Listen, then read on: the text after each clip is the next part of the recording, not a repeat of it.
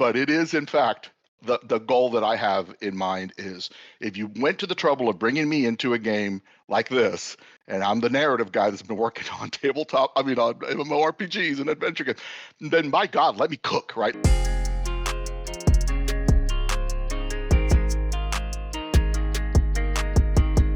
What's up, everybody? As you may be able to tell, my original inspiration to make a lore video came from this Podforge episode on Adventure of Adam's YouTube channel, where he had narrative director Aaron, hope I don't butcher this, Deorive, and fellow content creator Ragewood. Personally, I'm really excited to see what Aaron has cooked up for Godforge, and his passion for the story just really adds to the excitement. Now, this Podforge episode was a few months ago. I just wasn't able to get a lore video out closer to the release, but I still highly recommend you watching this if you haven't seen it already. It's a real great video with a lot of good information. I also want to point out a couple weeks ago, Unboundsage also had Aaron on his channel for a chat, and he also had content creator Papatez on there too. So want to shout out that video, and they're all great dudes, so make sure you check out everybody that I just mentioned's channel. And lastly, I'm going to be switching from glasses and headphones to contacts and a hat, because there was an issue with the recording of my original beginning, so re-recording it now while editing.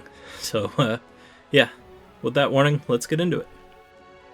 Getting into the lore, any reason to watch the announced trailer is a good reason, so I'll toss that on in the background. I do have a little speculation I'll get to, but wanted to touch on a few things first.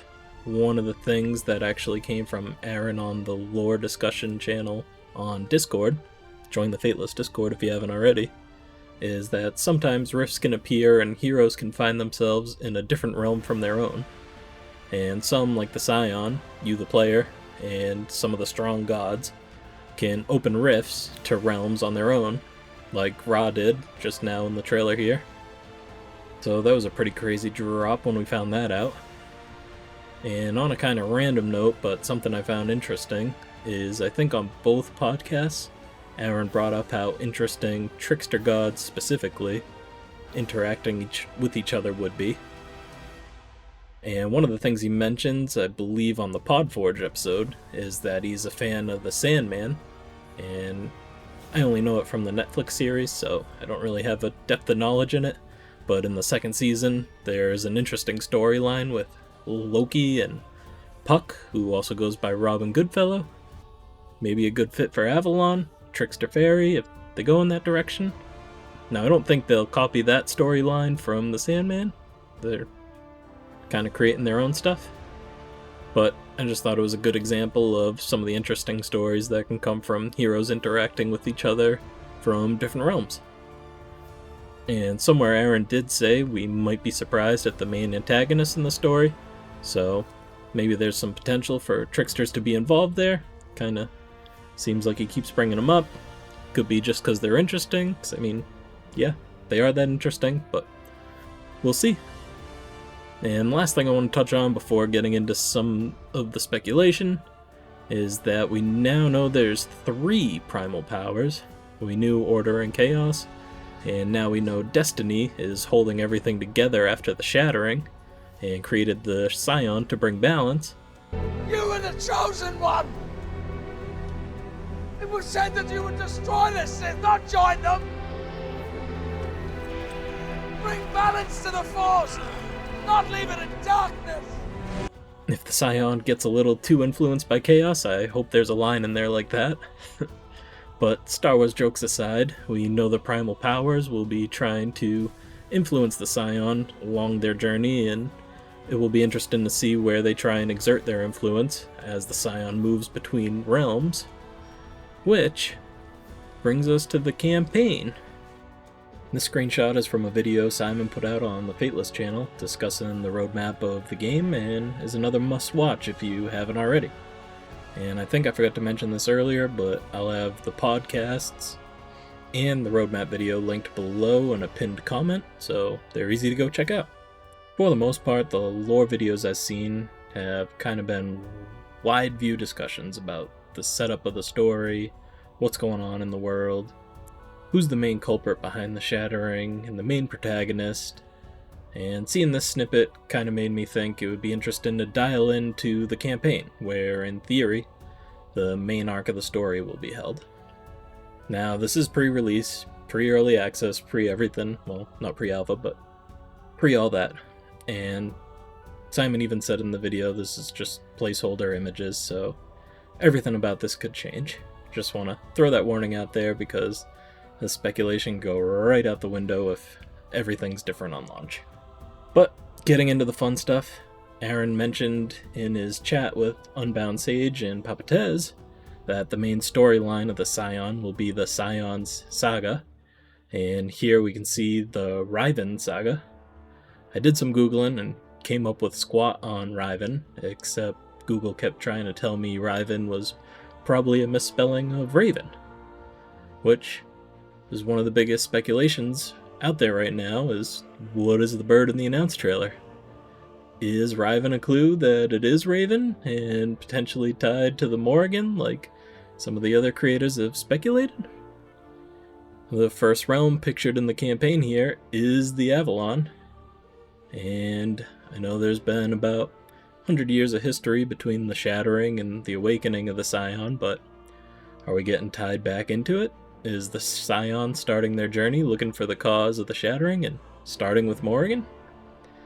If the campaign is the typical style for the genre, you're going to be fighting your way through stages to reach the final boss for the area. Is the Morrigan the first campaign boss? We'll have to find out. Now, we'll admit I'm kind of lacking on speculation for the middle of the campaign. Who knows who you'll run into in each realm because, like we mentioned earlier, heroes can rift into different realms, whether planned or accidentally. So there's the potential you won't only be fighting members of one realm as you go through the campaign, and I think that will be key to tying the journey together. Whether you're chasing someone specific through all the realms in your mission to bring balance, or maybe primal powers or tricksters are setting you off after some red herrings, and you're left having to find your way again. But I will say, I think it's interesting the campaign, if it holds as it's shown here, again, pre-early access, pre-launch, but if it holds as it's shown here, it ends in Eker, potentially tying us back to the Shattering again, as Gilgamesh is part of the Eker realm, and is the one shown smashing the Ether Well and leading to the Shattering in the announce trailer. Could Gilgamesh be the final campaign boss? I don't really see that as being the case, unless he's possessed or influenced by a higher power, which I didn't really get into, but I think that's part of my speculation for the Shattering. I think he might have been tricked or convinced that he was helping things by shattering the Ether Well and not really knowing what he was doing. But getting back to this speculation, that's the only way I see him being the final boss is if he is under the influence or possessed or something along those lines. But I would still expect a bigger twist to cap off the campaign. The last thing I want to speculate on is we see the Riven Saga is Chapter 1, and that Chapter 2 is coming soon, and if the Scion story is told through these sagas, we'd assume Chapter 2 would be another saga, which opens us up to a whole new storyline. And I know, nothing earth-shattering there, but I think this could be big, and opens them up to differentiate themselves from other games in the genre.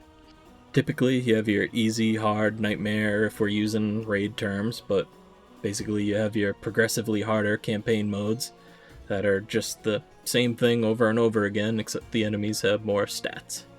And something we know about Godforge is the levels are designed on these blocks that can be moved around relatively easily. Leads me to think, instead of getting a harder rerun of the same campaign, the second chapter could be the more challenging mode, with a completely new storyline and new sequence of running through the realms.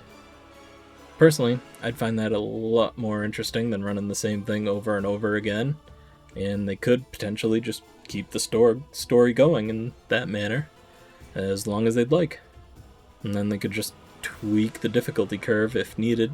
If they want to help new players catch up, well, keeping the new releases challenging for endgame players. Not necessarily saying the campaign should be endgame content, but I just think it would be something interesting to keep things fresh. Anyways, that's all I have for this one.